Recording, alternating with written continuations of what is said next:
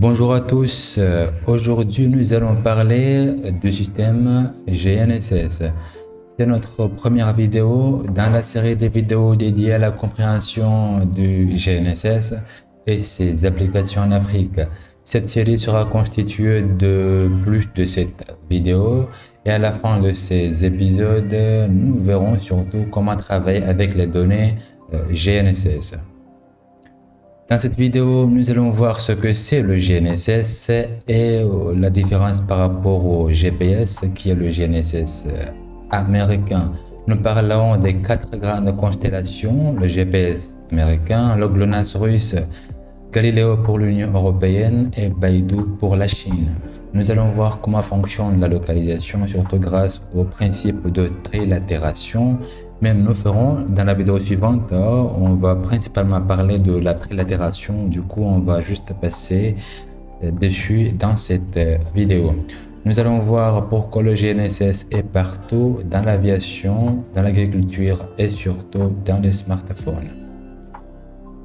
Le GNSS, qui signifie Global Navigation Satellite System ou bien système global de navigation par satellite, est un terme générique qui désigne tous les systèmes de navigation par satellite. Okay? Et le GPS, c'est le système de navigation par satellite des États-Unis. Et c'est un système qui fournit une couverture globale. Et quand on parle principalement de GNSS, on s'intéresse aux systèmes qui fournissent un service, un système de navigation plutôt global.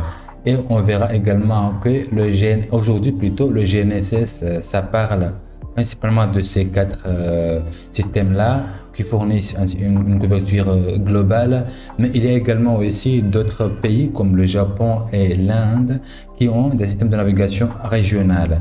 Et ces systèmes-là, on peut les intégrer aujourd'hui dans le système GNSS. Mais nous ici, quand on parlera de GNSS, on va nous baser principalement sur ces 4-là. Le GPS des États-Unis, le GLONASS pour les Russes, Galileo pour l'Union européenne et Beidou pour la Chine. Comment ça fonctionne exactement? Eh bien, un système GNSS est un système de positionnement qui est basé principalement sur des signaux émis par des satellites en orbite autour de la Terre et fournissant une couverture globale. Voici une comparaison des caractéristiques techniques du segment spatial de ces 4 grandes constellations. Nous avons ici l'altitude qui est la hauteur moyenne de l'orbite des satellites par rapport à la Terre. Plus l'altitude est élevée, plus la couverture est large, mais le problème est que le signal est faible. Et comme vous voyez ici, Galileo a l'altitude la plus élevée. Nous avons également aussi l'inclinaison qui est l'angle entre le plan de l'orbite du satellite par rapport au plan de l'équateur terrestre. Et ici aussi, plus l'angle est grand, plus le système peut couvrir les régions polaires. GLONASS à 64,8 qui a l'altitude, qui a l'inclinaison plutôt la plus grande ici, ce qui signifie tout simplement qu'il couvre mieux en fait les régions, les zones polaires. Vous avez également ici le plan orbital, la période orbitale plutôt, qui est juste le temps nécessaire pour qu'un satellite fasse le tour complet de la Terre sur son orbite. Vous avez en moyenne ici 12 heures, ce qui signifie tout simplement que chaque point de la Terre peut être repéré plutôt 2 fois par jour.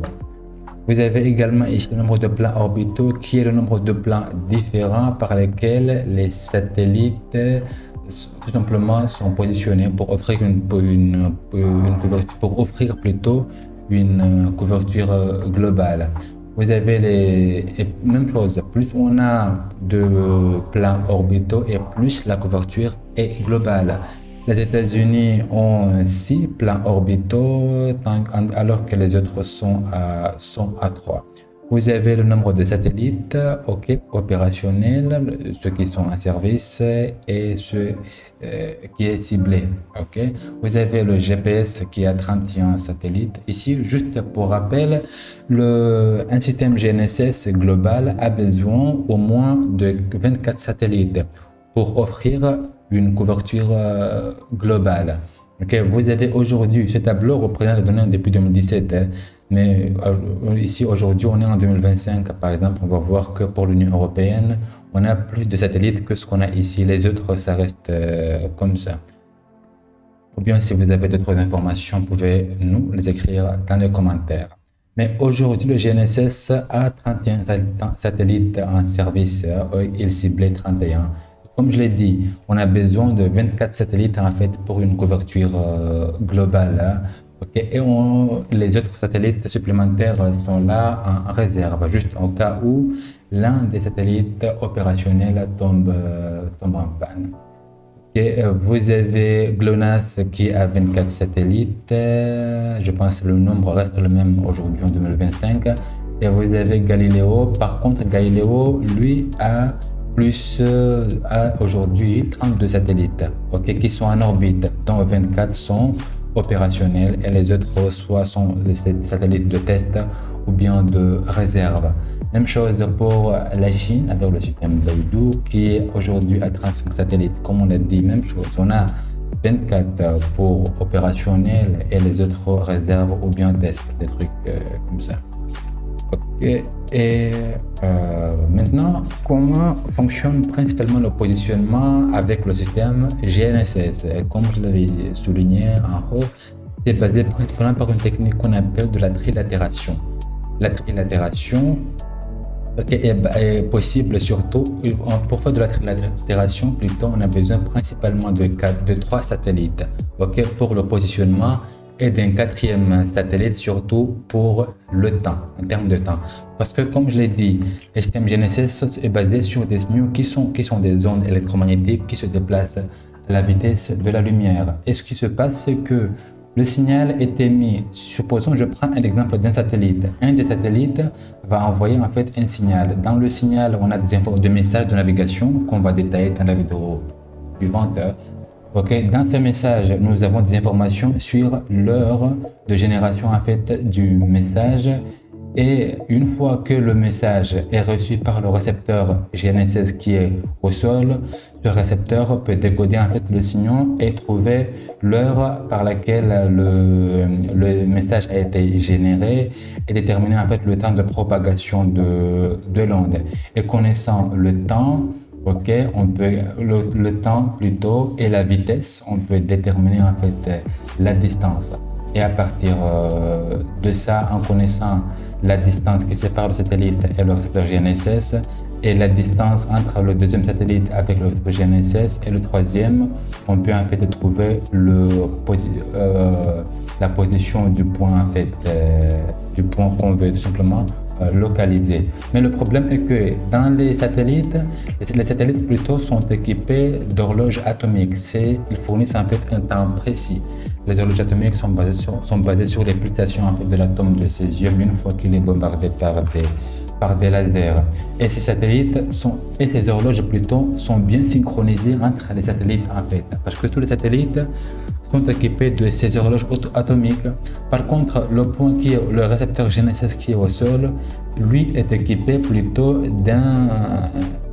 d'une horloge plutôt électronique.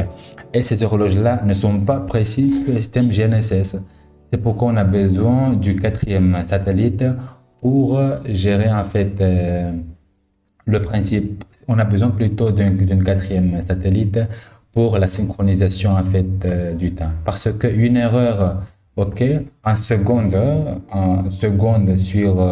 sur le temps, ça va impacter en fait le positionnement sur la distance.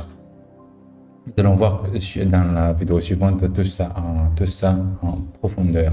Mais donc, il faut noter qu'on a besoin pour la trilatération, pour le positionnement GNSS, on a besoin d'au moins 4 satellites. Les 3 autres pour le positionnement et l'autre pour la synchronisation du temps. Et en plus, en fait, plus on a de satellites et plus on a de précision. Et dans ce cas-là, on parlera de multitrilatération. Maintenant, pourquoi le GNSS est partout? Comme on a dit, les GNSS fournissent principalement trois choses. La position, le temps précis grâce aux horloges atomiques et la navigation. Et la navigation parce que si aujourd'hui je connais ma position, je peux en fait savoir où je vais aller. Ou bien je peux également aussi savoir où je peux me rendre, tout simplement. Donc, elles fournissent principalement ces trois choses-là. Position, précision en termes de temps et la navigation. Donc, ce service-là fonctionne partout et de façon continue. Okay? C'est une couverture 100%, comme on l'a dit, les GNSS, ils fournissent un service global. Okay? Et une couverture 100% partout au sol, disponible 24h/24 et peu importe en fait les conditions météorologiques. Okay? Et vous n'avez pas besoin en fait d'infrastructures très coûteuses au sol. Vous avez juste besoin, comme on l'a dit, d'un récepteur GNSS. Okay? On n'a pas besoin d'antennes comme les antennes de relais ici. Le service offre une précision qui est adaptée en fait. Nous avons une précision standard parce que les besoins peuvent être différents. On peut avoir des systèmes qui sont précis au mètre près. C'est le cas par exemple du service de géolocalisation des véhicules plutôt, les véhicules autonomes. On n'a pas besoin d'une précision au centimètre près. Le mètre suffit. Mais il y a des cas où on a besoin en fait d'une précision en fait au centimètre près. Et on parlera principalement dans la vidéo suivante du real-time kinétique ou bien simplement de précision en temps cinématique en temps réel. Nous parlons également de précision ponctuelle précis. Nous verrons tout ça dans la vidéo dédiée et nous verrons surtout le système S-Bus. Et ici, principalement en Afrique, il y a la SECNA qui développe le système AS-Bus qu'on aura l'occasion également aussi de découvrir. Et ce système-là, avec ces corrections-là, fournissent des précisions au centimètre près. Okay? Une seule technologie peut donc couvrir du loisir jusqu'aux applications critiques. Et on a aujourd'hui beaucoup d'applications variées dans le domaine de l'aviation, dans l'agriculture de précision et dans les smartphones. Okay? On ne va pas nous tarder dessus. Et c'est, comme on l'a dit, non seulement ces applications en termes de disponibilité, la précision en termes de temps, ça on a déjà parlé des applications variées, mais vous avez également aussi l'heure qui est ultra précis.